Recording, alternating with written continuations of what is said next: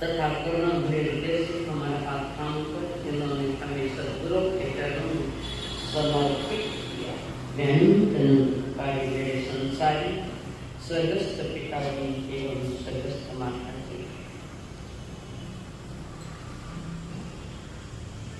परमात्मा द्वारा कथित 12 भावनाओं का स्वरूप समझने के लिए आयु परिवान करिए।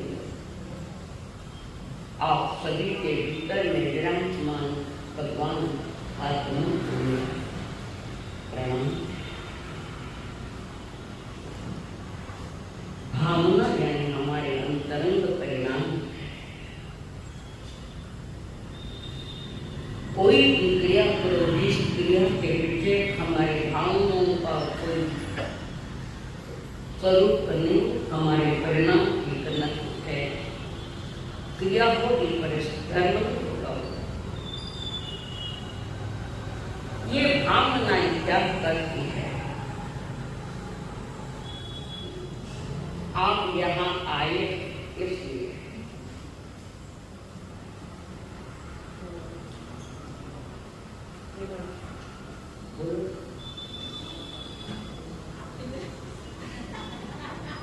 सही बोले।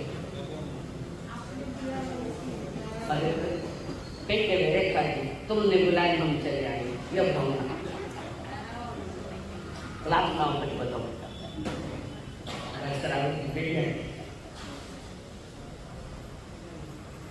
हमारी परमात्मा ने जो देखना सुनने और देखना को सुनने के लिए आप जो आयु है,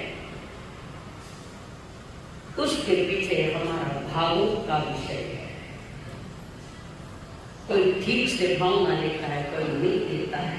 अलग अलग प्रकार की भावना। ये भावना क्या करती है? ये भावना क्या करके कुछ भावना गुणों का नाश करती, भावना भव नाशी, अनादि का अंत करने में बड़ी उपयोगी है भावना। जन्म मरण मिटाने में इसका बहुत बड़ा सहयोग है, उपयोग है। जब तक व्यक्ति आराध्य के चरणों में जाकर यह नहीं जानता कि मुझे कैसी प्रार्थना करनी चाहिए, कैसी भावना आनी चाहिए, किस प्रकार से मुझे सुनना चाहिए और कितने प्रकार से मुझे ग्रहण करना चाहिए, अगर उसका ज्ञान इस बारे में नहीं है तो उसका यहाँ आना बेकार बेकार। अपने मन को हम आराध्य के चरणों में लगाएं क्या? परमात्मा महावीर के दिव्य देशना के द्वारा जो आए हैं उसके प्रति हमारे भीतर में समझदारी पैदा हुई क्या? क्या मेरा मन ये सुनकर मन शांत हुआ है? ये सुनने के बाद मैंने उस पर थोड़ा 5 मिनट के लिए विचरण हो चिंतन मनन किया क्या? और वितराग मन के लिए चिंतन मनन अनुभव करने वालों का है। आपका ही चिंतन आपकी चिंताओं को मिटा सकता है। आपका चिंतन ठीक ढंग से हो तो जीवन में जरूर खुशियां आ सकती है। तो हम जहां भी गए हैं किस लिए गए, क्यों गए, इसके पीछे का तुम्हारे अंदर के परिणाम अगर तुम्हें पता नहीं है तो कहीं भी जाना कोई मानना नहीं। परमात्मा महावीर ने कहा भावना जोग शुद्ध पार जले भावना योग से पवित्र भावनाओं के साथ ये आत्मा जल में नौका की तरह होती है। जैसे पानी में नाव चलती है वैसे साधना में उनकी जीवन नैया चलती है, और उनको भावनाओं का समझना बड़ा हो। जो संसार समुद्र से तैर कर परम तक पहुंचाती है ये भावना, परिणामों की सच्चाई और ऊंचाई और गहराई जिसके पास से संसार सालों से जरूर देख सकता है, पर जो सुनने में कहने में आया है उस पर आपने कितना गौर किया है, कितना ठीक ढंग से सुना है, इस पर टिका हुआ है। जिन भावनाओं के चिंतन से गति और प्रगति होती है, गति भी सही ढंग से चलती और प्रगति भी होती है, तथा सदैव ऊर्ध्व गति को और जाने वाला हो जीव उत्कृष्ट भावनाओं से उत्कृष्ट परिणाम से अपने लक्ष्य को पा लेता है। संसार में रहते हुए पथ भ्रष्ट मत हो जाओ। हम पथ भ्रष्ट हैं, कारण परमात्मा ने पवित्र पथ दिखाया है, तो हम पथ भ्रष्ट होकर नहीं चले, सही पथ पकड़े। भले संसार में हो तो भी ये भावनाएं लाभकारी है, ये भावनाएं जीवन जीने की कला बताती है। आप जब घर में थे जब आपकी भावनाएं क्या थी और यहाँ आने के बाद आपकी भावना क्या है, फर्क है कि नहीं? फर्क है। सिनेमा थिएटर में बैठे हैं और जन्मस्थान में आकर बैठे, कुछ फर्क है दोनों में? ये सारा संसार भावना का खेल है। तुम्हारे भीतर में तुम्हारी भावनाएं कैसी कैसी चल रही है ये तो केवल गम्य है या आपकी आत्मा जानती है। और जिन्होंने संसार का स्वरूप जान लिया, उसके भीतर की भावना जो प्रकट होगी तो उसके मन में आएगा कि मैं व्रती या महाव्रती बनकर इस मार्ग पर चल पड़ूं। वितराग मार्ग ये चिंतन करने वालों का है, बातें करने वालों का जरा भी नहीं। और जिसने ठीक से सुन लिया वे महाभाग वे बड़भागी। एक चिंतनात्मक दृष्टि से आगे बढ़ते बढ़ते एक घड़ी ऐसी भी आती है उसका मन कहता है मैं महाव्रतधारी बनूं। संसारी जीव के मुख्य रूप से स्त्री, पुत्र, परिवार, मकान, धन, दौलत, जो कुछ भी है, जितनी भी है, वो सारी के सारी सदा शाश्वत तुम्हारे पास है क्या? पहले चिंतन, जिसको मैंने जीवन भर इकट्ठा किया, जिसको लेकर मैं खुश होता रहा, जिनको लेकर मैं अहंकार करता रहा, जिसको लेकर मैं जगत को दिखाता रहा, पहले तुम सोचो कि जो चीजें आपने इकट्ठा की है क्या वह तुम्हारी है? पच्चू भेड़ करो, बोलने में तो बोलते हैं हमारे लिए इकट्ठा क्यों कर रहे? पता है और नहीं पता है तो जिन्होंने पता बताती है। और उनकी परमात्मा महावीर की एक ही बात है, खुद का पता ले लो, खुद का पता जान लो।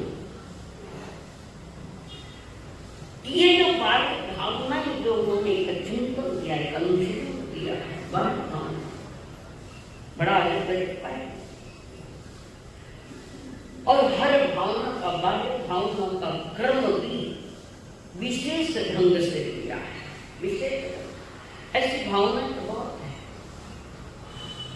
सत्तावन भावना है और फिर भी इन बाह्य भावनाओं का जो मूल्यांकन किया है, महत्व दिया है, जीवन का सारा सार इसी में परमात्मा ये जो बाह्य भावनाओं का जो क्रम, अनित्य भावना और शरण भावना, संसार भावना, एकत्व भावना, अन्यत्व भावना,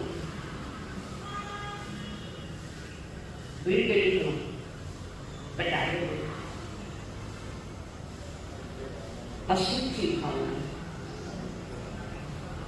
आश्रय भावना, संवद भावना, निर्जरा भावना, लोक भावना, बोधि दुर्लभ भावना और धर्म भावना। प्रथम की 6 जो कामना है, ये सारे संसार का स्वरूप बताने वाली है। वस्तु स्थिति क्या है, सच्चाई क्या है, ये बताने वाली प्रथम की 6 भावनाएं है। जैसे किसान बरसात का मौसम नजदीक आ गया तो सारी खेती पहले साफ करता है, कूड़ा कंकर कचरा साफ करता है। कल इंतजार है बारिश आएगी तो मैं पहले अपनी खेती व्यवस्थित कर दूं। ये प्रथम की 6 भावनाएं तुम्हारे भीतर में या विचार में जो कचरा है उसका निकालने का काम करती है। और अगली 6 भावनाएं जो है वे तत्व है, वे तात्विक है।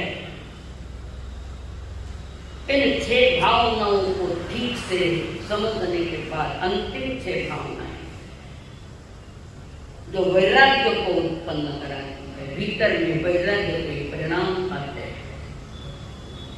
कुछ समय के लिए क्यों नहीं, 2-5 मिनट के लिए भी क्यों नहीं, तो ये तत्व परक जो भावना है जिससे जीवन में वैराग्य पैदा होता है, सार और असारता की बातें बताता है।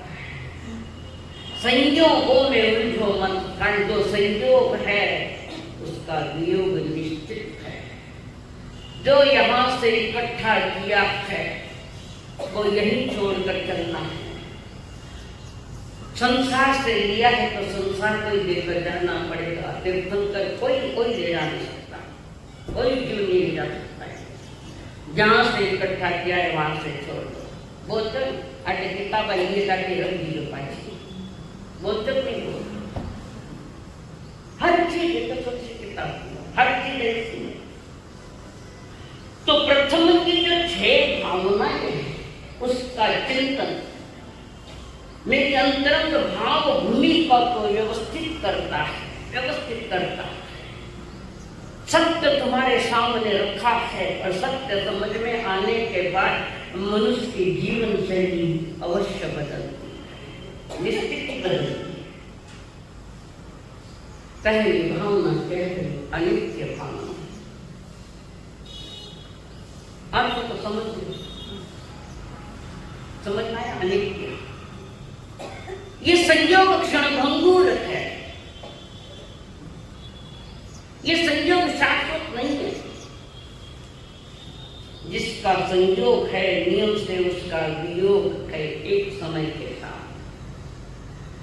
आज भी संयोगों में उलझ कर दुख पाता और कर्म इकट्ठा करता रहा। मैंने पहले भी एक बार कहा था, याद होगा, कोई आदमी मरना नहीं चाहता, कोई मरना नहीं चाहता। क्यों नहीं चाहता? याद है भाई? याद है भाई? कोई हटे नहीं।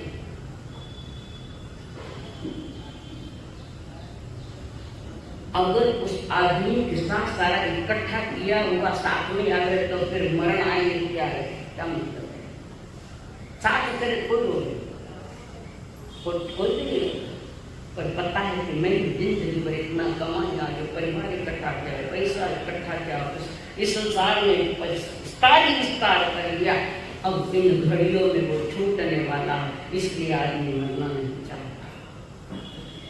जिंदगी भर पसीना करा करते परिश्रम करते मैंने इतना इकट्ठा किया और एक अंतिम सांस में सारे संबंध कटे, छोटे सारे संबंध छूट गए। ज्ञानी इस पर गहरा चिंतन देते हैं कि अनित्य भावना, और इस अनित्य भावना को न समझने के कारण आदमी अस्थिर है। हर आदमी, छोटा बच्चा भी समझो, जवान समझो, प्रौढ़ समझो, वृद्ध समझो, सभी अस्थिर है। क्यों अस्थिर है?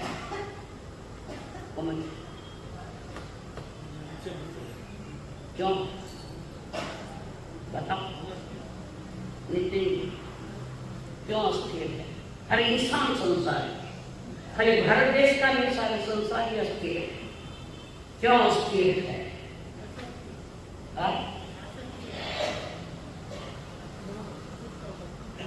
उत्तर चुप आया। अस्थिर को पकड़ोगे तो अस्थिर तो होंगे। समझ में आई? उन चीजों को हमने पकड़ा है जो सदा सही नहीं, स्थिर नहीं है। उन चीजों को पकड़ा तो स्थिरता कैसे आ सकती है? अस्थिर को पकड़ा है, अनित्य को पकड़ा है।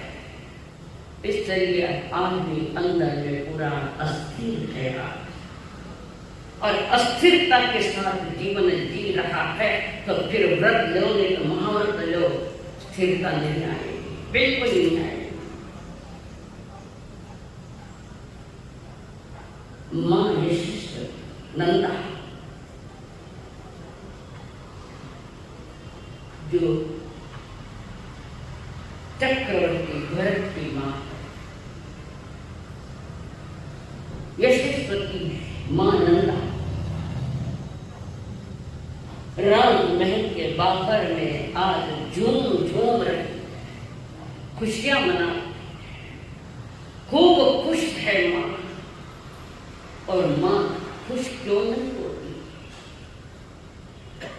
आज से पता चला आखिर उनका बेटा 6 खंड पृथ्वी का साध के आ गया। ये 6 खंड किसके है? छह खंड किसके हैं? कौन सी भूमि वो? हाँ?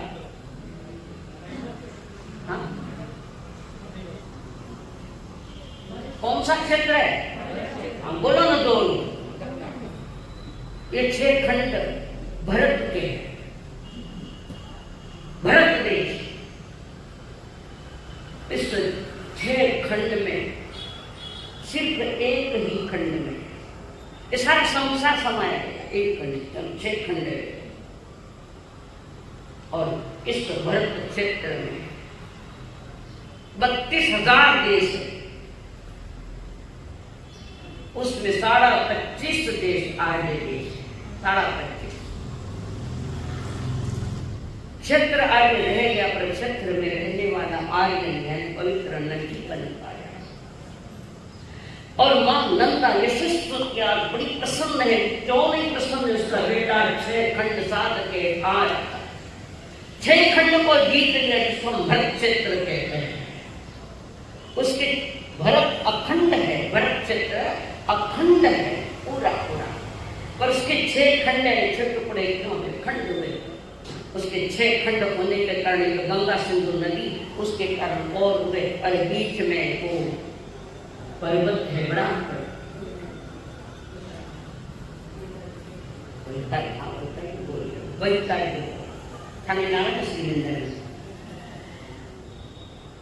बीच में एक पर्वत है। ऐसी 2 नदियां आ रही है। किस खंड? अखंड भरत के 6 खंड हो गया, और 6 खंड जीत के अखंड भरत क्षेत्र जीत के आ गया है। तुमको कितने खंड जीतने हैं?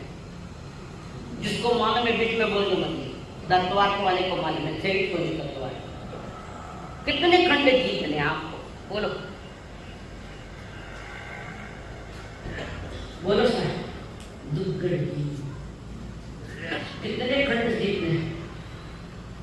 नहीं जीतना।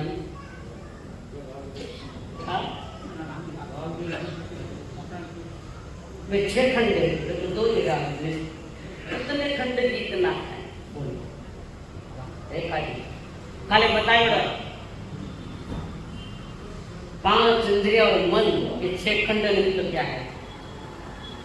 है कि नहीं? 5 इंद्रिया 5 हो गई, और अगला 6ठा मन।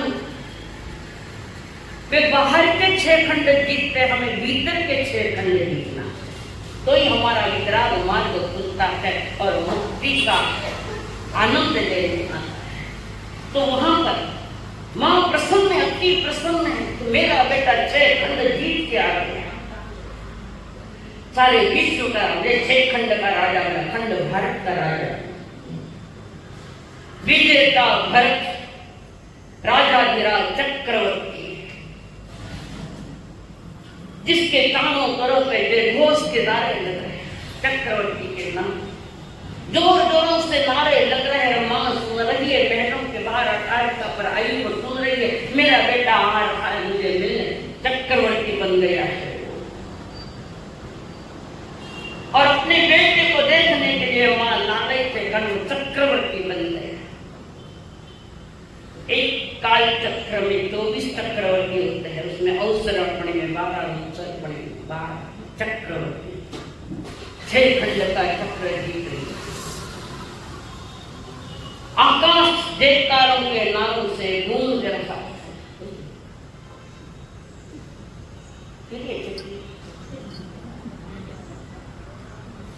सेठ की हिम्मत करी तो लेड़ा आया होना, बात नहीं दे सकते, कोई बात नहीं। अच्छा टोपली दे दिया, पाछे रखते बड़े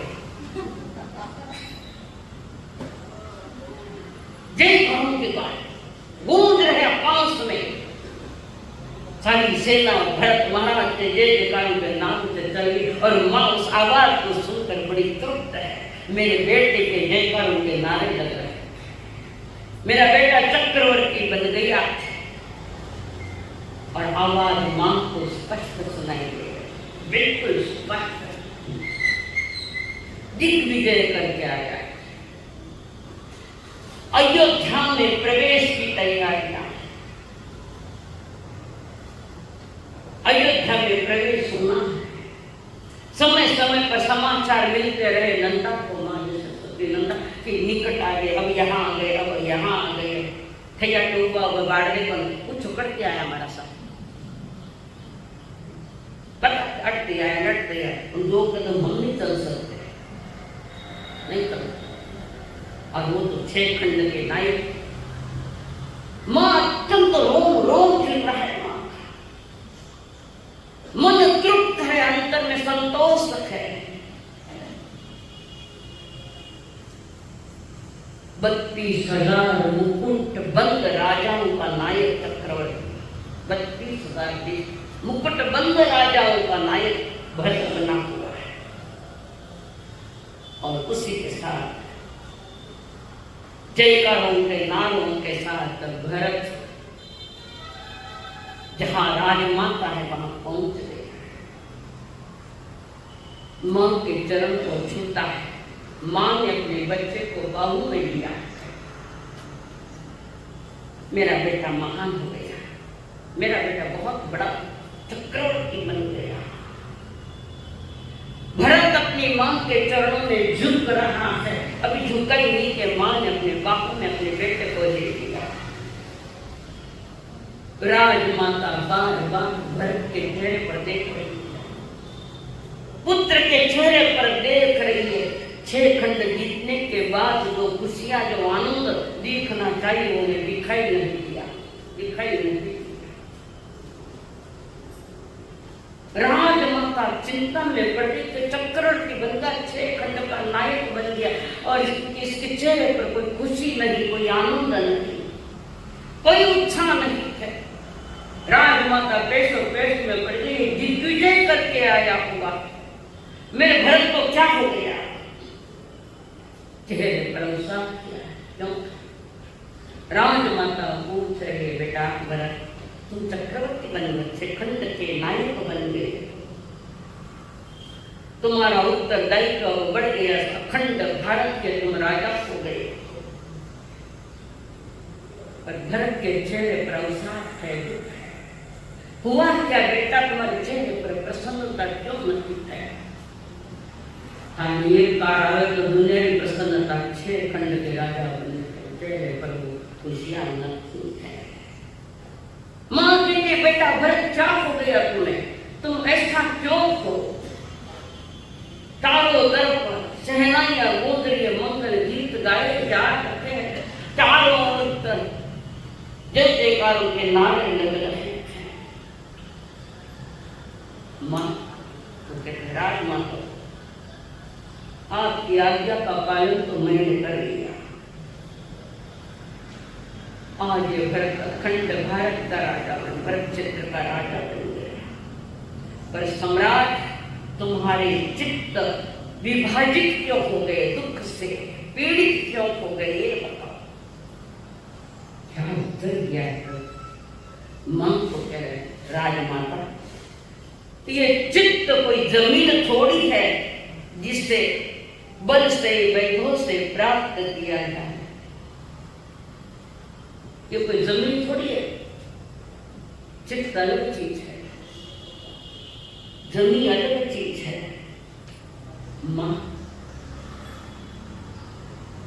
ये भरत क्षेत्र जिसको मैंने जीता हूं, मेरा चक्रवर्ती पद का पुण्य उदय है। अभी तो पुण्य उदय में मैंने 6 खंड जीते हैं मां, और पुण्य सदा उदय नहीं रहता, आमदनी तो कई गुना पाप उदय।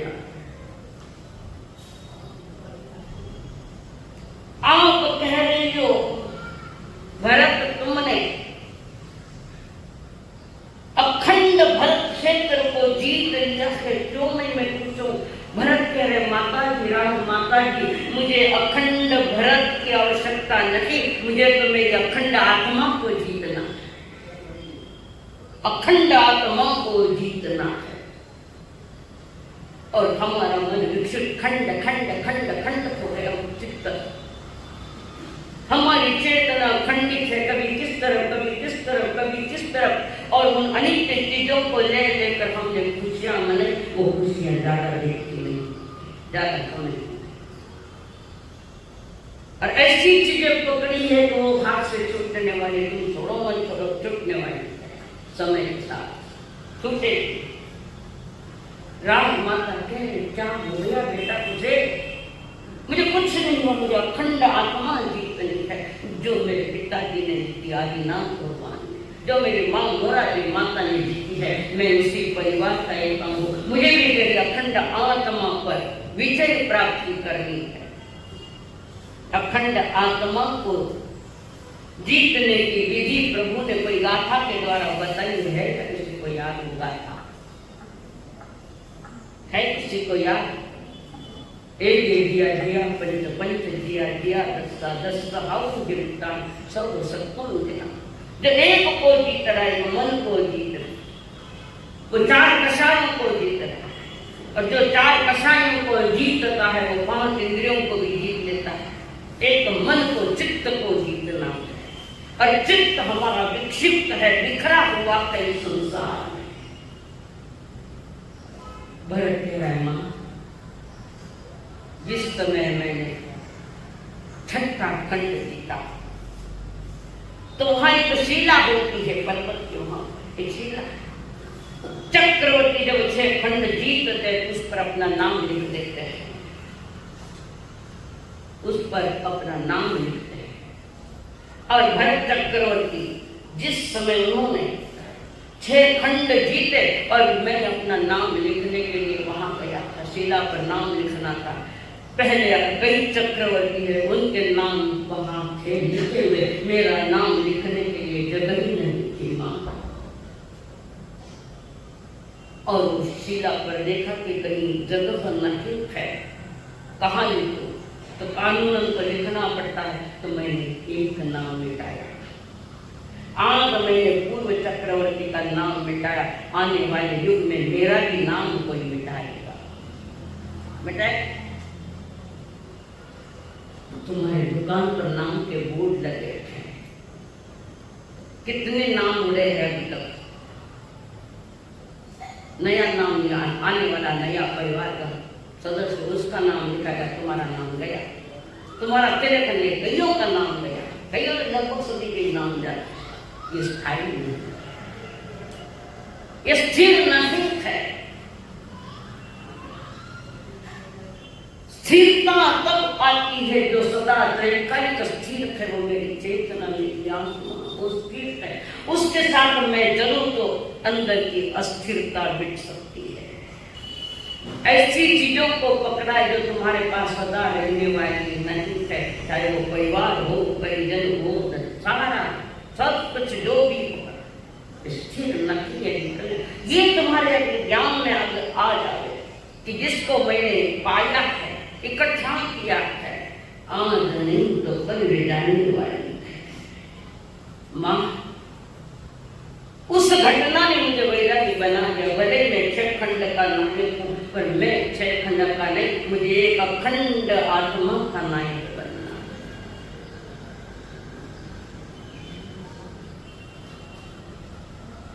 मां, मुझे ये तब पता चल गया, एक नाम मिटाया मैंने, अपना नाम लिखा। जब प्रसिद्ध उस शिला पर मैंने जब अपना नाम लिखा, भरत चक्रवर्ती, किसी को मिटा कर लिखा है। हमने कितनों को मिटाया? कितनों को मिटाया? ये रमी क्या आई बाजार में खेल में सब कुछ मिट रहा है। दाम पर दाम लगाया, लगाता जा रहा है, सारा मिटा दिया। घर का नाम गया, दुकान का नाम गया, इज्जत नीलाम हो गई बयान। तुमने धन पदार्थ कमा भी लिया होगा, पर तुम्हारा स्थायी संसार का सिर्फ ज्ञाता दृष्टा बनो और आवश्यकता जितनी उतनी इकट्ठा करने में प्रभु ने भी मना नहीं।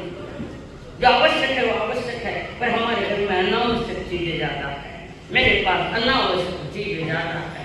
घर जाकर देख लो, घर में कई करिए, मैंने लिस्ट लिख कर मार्गने लाई हो, फुटोरो ठीक रखते तो लिख दो, जिसका कोई उपयोग नहीं, कोई काम का नहीं। सही है, इस दुनिया से विदा हो जाते वो फुटोरो ठीक रखते पड़े। सामान्य बात, इस बात को समझो। राजमाता कहे तुम बिना कारण बहस कर रहे हो बेटा। माँ बात बहस की नहीं है, बात समझने की है। तुम समझो इस बात को, क्यों नहीं समझ रहे हो माँ? तुम्हारा मोह मेरे प्रति जो मोह है वो तुम्हारे भीतर में सत्य को प्रकट नहीं होने देता, और मोह में कभी सच्चाई नहीं आती, सत्य नहीं। जब सत्य समझ जाते हैं तो मोह हल जाता है, छूट जाता है और सत्य प्रकट होता है। माँ तुम समझो इस बात को, मैं बहस नहीं कर रहा हूँ माँ, मैं सत्य कह रहा हूँ, बहस की बात है भी नहीं है। और दूसरी बात ये समझो माँ, इस 6 खंड का नायक मैं नहीं, कारण मेरे भुजबल से मैंने भले ही जीता है, पर मुझे जीतने वाला वो बाहुबली मेरा बड़ा भाई था। कि 3 प्रकार के युद्ध हुए ना, बाहुबली और भरत। पोतनपुर के राजा बाहुबली अरे भरत भाई, उसने मना कर दिया कि मैं तुम्हारे अधीन होऊंगा नहीं। सगा भाई बाहुबली, मैं तुम्हारे अधीन नहीं होऊंगा। और भरत चक्रवर्ती ने पहले संदेशा भेज दिया था, हमारी अधीनता स्वीकार करो। बड़ा भाई को, बाहुबली को जन्म से ले दिया तुम्हारे, हमारी अधीनता स्वीकार करो और राजमुकुट उतार दो। बाहुबली ने संदेशा भेजा, ऐसे नहीं देता मैं, तुमने बड़े संदेशा भेजा है पर मैं ये राज्य नहीं देता। और राज्य तुम्हें चाहिए तो लड़ाई करो, उल्टी लड़ाइयाँ चाहिए, भाई भाई सगा भाई। आज में तो कई बड़ी बात है, पर होना नहीं, वे लड़े तुम मैं लड़ना ना ना ना। बाहुबली को संदेशा भेजा दूत के द्वारा, ओके ये राज्य चाहिए तो लड़ाया लड़ो। अभी दोनों भाई आमने सामने लड़ाई लड़ रहे हैं। महामंत्री बड़े कुशल थे, महामंत्री ने दोनों को कहा लड़ाई तुम भाई भाई की है। ये बेचारी आम जनता, ये सेना बेचारे, उनको क्यों बीच में ले रहे? तुम तुम्हारा निर्णय करो भाई भाई, भरत और बाहुबली। महामंत्री ने कहा बिना मतलब कि ये सारी जनता, ये सेना मारी जाएगी, लड़ाई तुम दोनों भाई क्यों किए? बीच में तीसरे को क्यों जाए? तुम लड़ो, कैसे देना, तुम्हारा नहीं चाहिए। और उस समय दृष्टि युद्ध, मुष्टि युद्ध और जल युद्ध, ये 3 युद्ध चले भाई। दृष्टि युद्ध, आंख में आंख डालकर लड़ना, और जो पहले पलके डाल देगा वो हार गया। भरत महाराजा की हाइट, इसका उदाहरण है, 500 धनुष की थी, और बाहुबली की 500 धनुष की थी। तो नीचे वाला छोटा है, वो ऊपर देखे तो आंखें ज्यादा तनाव में आती है, आंखें दम जाती है। और बाहुबली अपने उस छोटे भरत के पास देख रहा है, उसको तनाव की कोई जरूरी नहीं, वो नीचे देख रहा है। उन आंखों में ताकत थी, क्यों कि इस पर प्रेशर नहीं आते कि नीचे देखना है। भरत की आंखों में भरत हार गया, हार गया, बाहुबली जीत गया। पुनः मुष्टि युद्ध होने के पहले जल युद्ध हुआ। भरत नीचे से पानी छोड़ते मारते, और बाहुबली ऊपर से पानी डालते। ऊंचाई ज्यादा है बाहुबली, उन्होंने वो पानी प्रेशर से डाला, वहां भी भरत हार गया। 2 युद्ध, तीसरे युद्ध की तैयारी, मुष्टि युद्ध।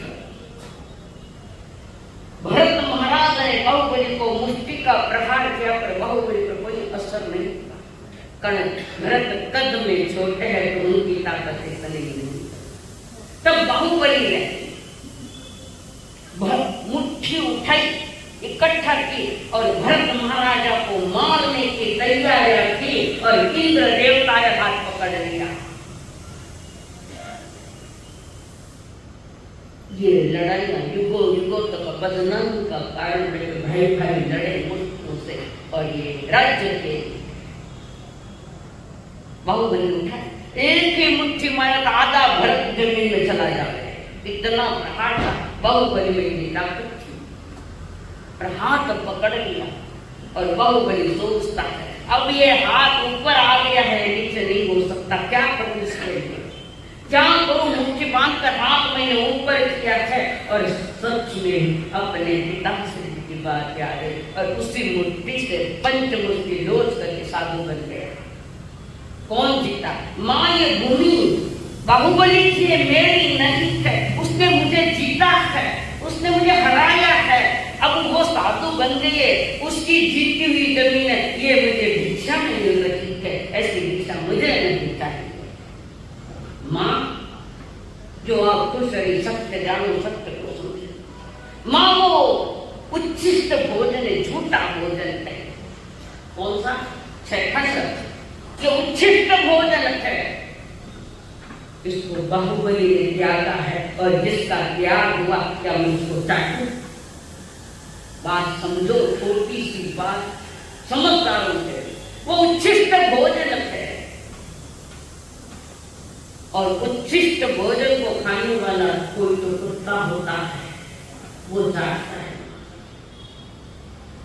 वो मियाँ आहार इच्छा गुण करे, कमलावती समझा रही थी अपने पति को,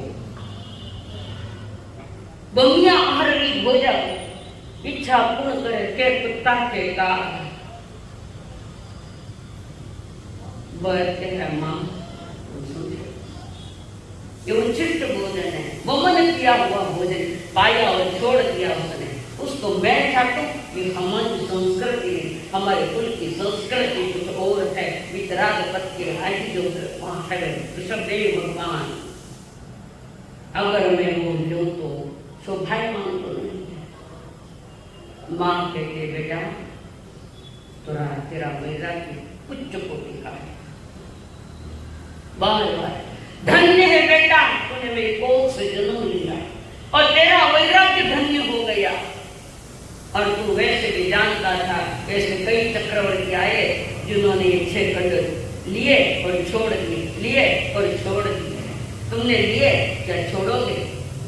छोड़ना और छूटना, छोड़ना में पुरुषार्थ और छूटने में मजबूरी है। छोड़ना वो अलग चीज है और छूटना अलग चीज है। छोड़ने में हमारा पुरुषार्थ है, छूटने में हमारी हार है, हार पक्की हार मां। बेटा भरत, इस पृथ्वी पर जब तक चांद सूरज रहेंगे तब तक तेरी धवल करती सारा संसार गाएगा। क्यों गाएगा?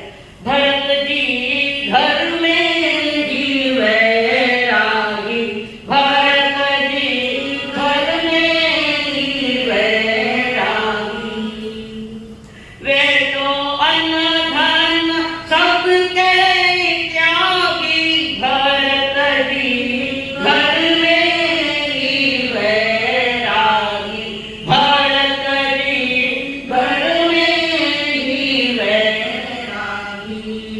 लाख 84 गजरथ सोहे, तो भी भये नहीं रागी।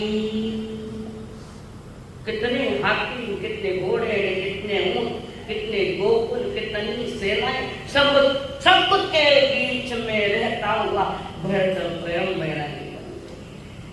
उन चीजों पर कोई राग नहीं है और वो मेरे बड़े भाई के द्वारा वमन किया, मैं तो नहीं देखा।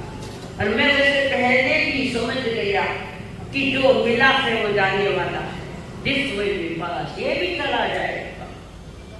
आज कुछ है और कल कुछ है, कह नहीं सकते। परमात्मा कहते हुए ऋषभदेव जी वो पुत्र भरत महाराया, श्रृंगार सारसज शीश महल में आया, शुद्ध अंत भावना भाई के मन पद पाया, मुनिराज हो यदत सहस्त्र भूप समझाया, फिर गए मोक्ष यह कथन भाव का वर्णा, तुम दान सियल तप भाव आराधन करना, जो शीघ्र भवसागर से मिलना तुम दान सियल तक भाव आराधन करना। भावना का बड़ा मूल्य होता है। सत्य खड़े कर देते हैं सामने और जो देखता है उसको मिलता है, तो ठीक से सुनता है, वो अपने आप में परिवर्तन कर लेता है। यही बात है।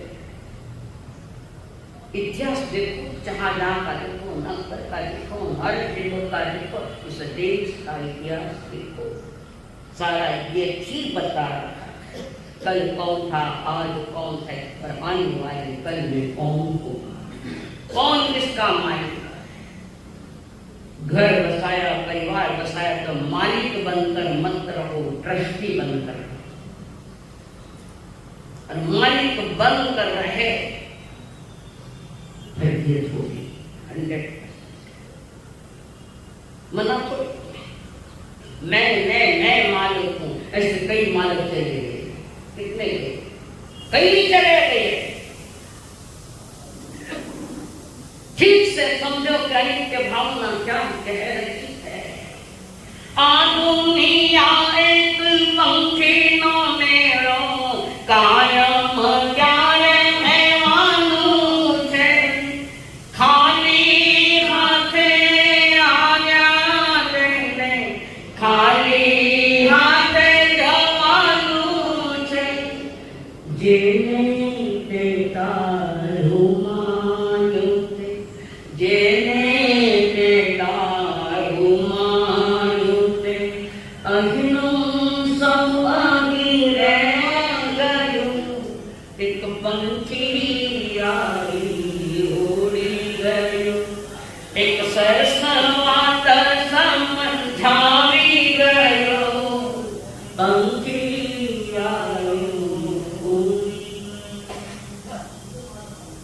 कितने पंखी तुम्हारे घर से अभी तक उड़े? कितने पक्षी उड़ के गए घर में से? नहीं गए। कई पंछी उड़ गए।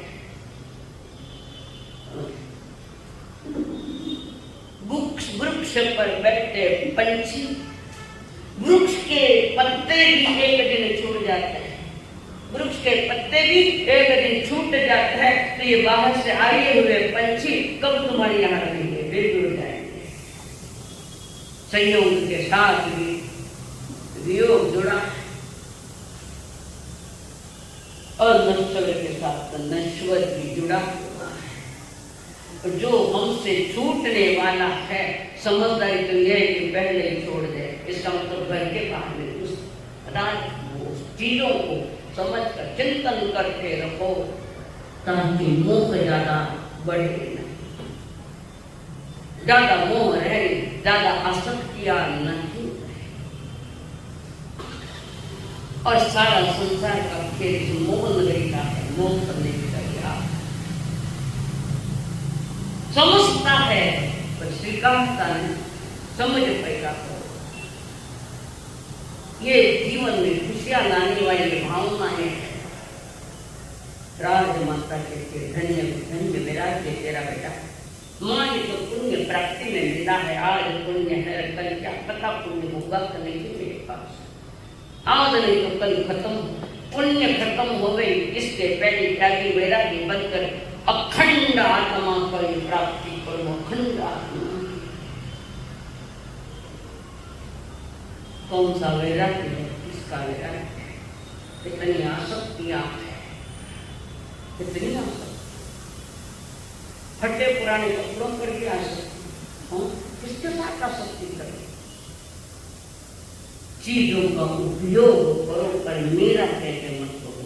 संसार में रहो तो अनासक्त भाव, जैसे जल में कमल ऊपर,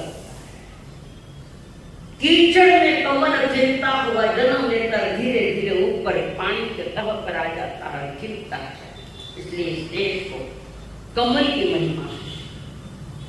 कीड़े मकोड़े तो कीचड़ में, वो हमारे मिंडिया नाली वो कीड़े कुल करके जहाँ कीचड़ में जमे वहीं कीचड़ में मर गए। ऐसा नहीं हमारा, रहो पर अनासक्त प्रभाव से चीज का उपयोग किया जाता है, चीज को पकड़ा नहीं जाता। उपयोग करने में कोई मना नहीं, पर मेरेपन का जब मतलब उस पर। संसार की कथा विचित्र है। इसी कथा के बीच में धनचंद्र राजा और मलिया की रानी, धनचंद्र राजा और मलिया की रानी, युग युग से भारत में अमर कहानी, धनचंद्र राजा और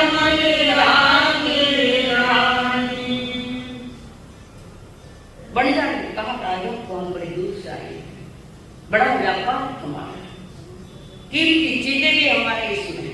कई चीजें भाई, कई चीजें बेटी, कई चीजें बोलो, थोड़ा मैं ही सुन लो ना।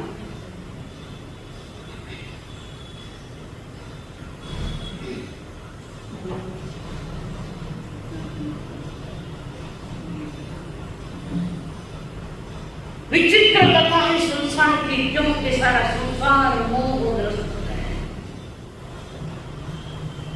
और अनंत की बात यही कहानियां हमारी, पहली कहानी थोड़ी हमारी, अनंत की बात यही कहानियां की और जीवन की हानि कर दी। एक बंजारे ने राजा को भेजा, राजा ने महामंत्री को कहा या सेनानी को कहा, सेनापति को, कि बाहर से आए व्यापार करने के लिए सिक्योरिटी के लोग दो सेना में से दो जन को वहां उनकी सिक्योरिटी करे राज ने। और सेनापति ने उन दो युवकों को उसके लिए तैयार कर दिया। दो सगे भाई शायर, कैसा खेल चलता है, तो कहाँ गए, कैसे आए, कैसे बिछड़े, कैसे बोलते खाए और कैसे अभी नजीक आने की तैयारी। पूरा के पूरा राज परिवार एक राज्य में आया है, कुसुमपुर के चंपापुरी में आया। और वो शायर और वीर को नियुक्त कर दिया वहां पर। अब शायर और वीर दोनों सिक्योरिटी गार्ड की तरह वहां खड़े हैं, तंबू के द्वार पर खड़े हैं। छोटे भाई को नींद आ रही तो बड़ा भाई कहता है, फुकट की तनख्वाह नहीं देना तुमको, मैं क्या करूं, मुझे नींद आ रही, बहुत सुस्ती आ रही है। बड़ा शायर कहता है, अपना कर्तव्य निभाओ, अपना कर्तव्य करते चलो, चिंता करने से क्या, कर्तव्य करो। बड़ा छोटे भाई से अपना कर्तव्य बताता है, अपने को फुकट की तनख्वाह नहीं लेना है। और छोटा भाई बार बार कहता है कि जागो, जागते सतत जागो। सारा संसार सोया हुआ है, ये दो नौजवान जागे हुए। छोटे भाई को जगा, नींद मत, मैं क्या करूं, मुझे नींद आ रही है। तो बंजारा कभी देख लिया नींद, तो कामचोर नींद लेता है, कामचोर है तू। और हम अपने आप को कामचोर नहीं बनने देंगे। आप तो बड़े कामचोर है, काम रह जाए सो जाए, कौन करे अपना खुद का काम खुद करना सीखो। तो योगा में जाने की आवश्यकता नहीं है, सारा योगासन हो पूरा। प्रतिक्रमण से ही आवश्यक, सारा योगासन ही करे। योग नहीं तो क्या है, सारी योगा नहीं, ऐसा मत करो। अपने पर कलंक आएगा, ये कामचोर है, बदमाश है, फुकट की तनख्वाह खाते हैं। नीर कह रहा है, तुम सही बात कर, पर मेरे नीर कंट्रोल नहीं हो रहा, मैं क्या करूं, साहिब नहीं है तुम्हारी बात सही, मैं करूं क्या। तो नीर कहता है, कोई न कोई कहानी तो सुना। आधी रात हो चुकी है, अंधेरी रात है, ठंडी बयार चल रही है, हवा ठंडी चल रही है, इसलिए उसे नींद आ रही। मुझे नींद आ रही, हवा ठंडी है कहता है नहीं, नींद तो लेना ही नहीं हमको, जागृत रहना हमारा सत्कर्म है आज। पर हम किसी के नौकर हैं, किसी के गार्ड, मैं क्या करूं? मध्य रात्रि में धर्म जागरण करने के तो अंदर रानी बैठे तंबू में, मैया मध्य रात्रि में उठकर धर्म जागरण करती है। जब तो मध्य रात्रि में सुबह को तो उठ रहा 11 ने 12 ने 1 नमूना है। ये तुम्हारा धर्म है, नींद लेने वाले का ये जन्म है। नींद लो चले थक कर तो थोड़ी देर मोड़ो सोड़ो और मोड़ो ही उठना नहीं तुम्हारे। तुम भगवान महावीर के संतान को तो तुम्हारा कम से कम कह रहे 5 बजे तक उठना चाहिए। पहले की जो शासक थी 4 बजे 5 बजे उठ घटिया तीसरी बाता ने किसे और नहीं है।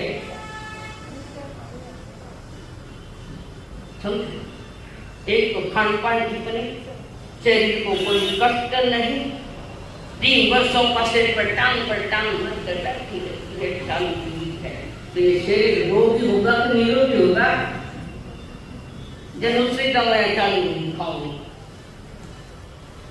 कोई तकलीफ है। शरीर को थोड़ा काम दो ताकि पसीना आवे तो शरीर थकान निकल जाती है।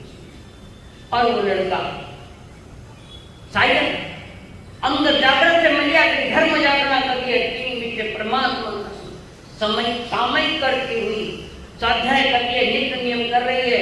नमो अनंत 24 ऋषभान महावीर नाथ क्षेत्र में गाड़ी धर्म से कौन बात रोज बताओ बड़ी सारा मंदिर तो बाकी भी मुंडा लटकाओ मंदिर को बोलो देखो मैंने कहा चेयर मारते चेयर मैंने जागृत करे मैंने बोलते हैं मैं नई भी जाती हूँ मैं बड़ी आपकी भक्तम है प्रार्थना है सब कुछ करें। अब इधर शायद कौन रही नीर को गाल उठा तो भैया मुझे जागृत करे रखना है तो एक कहानी कहो, एक कहानी कोई एक कहानी कहो। साहब ने कहा नहीं मैं तुम्हें कहानी कहूंगा। किसकी कहानी जो बोला आपको बीती कहानी अपनी कहानी आपको बीती कहानी छोटा था इतना तुझे मालूम नहीं। तेरे मेरे जो बीती अपने माँ ने अपने बाप में जो बीती वो कहानी कहूंगा। नीर को पूरी कहानी मालूम नहीं, कान लगा कर सुन रहा है।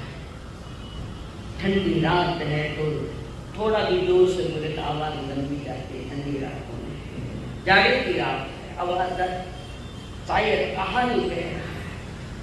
बीच में अंदर में धर्म जागरण करने वाली मैया के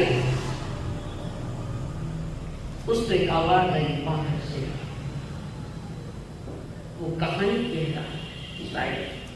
और अंदर में धर्म जागरण करने वाली मैया ये कहानी का प्रारंभ तो ऐसे लग रहा है कि ये मेरे साथ ही जुड़ी हुई है। अभी पूरी कहानी प्रारंभ किया है, आपको भी की कहानी सुनाने का प्रारंभ हुआ है। शायद थोड़ी थोड़ी सुना है निम्मत में तक कहानी सुनता नहीं शायद कान कह रहा है नींद सुन रहा है। आंखें खुली खुली आंखों में शायर ने कहा संकल्प हमारा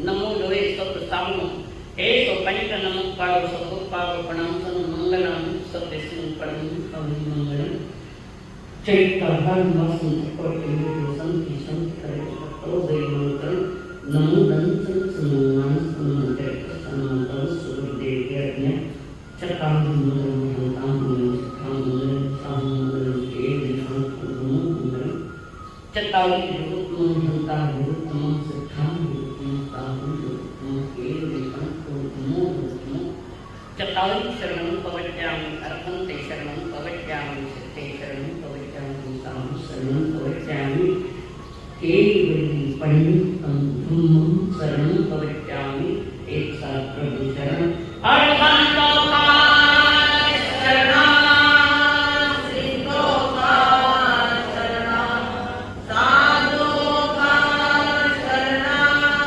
केवली करोति दया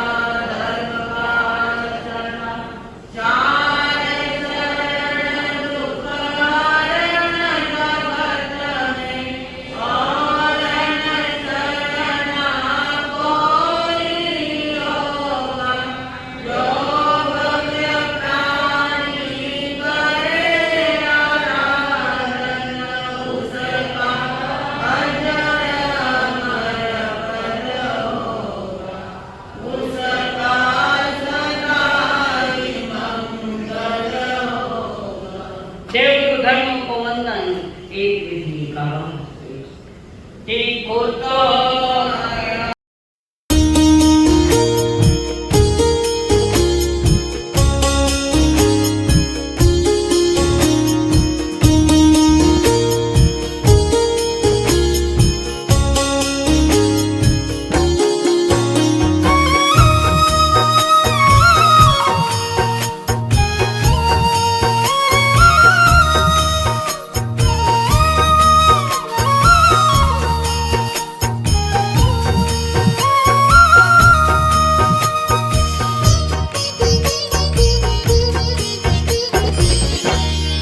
गुरु मेरा मन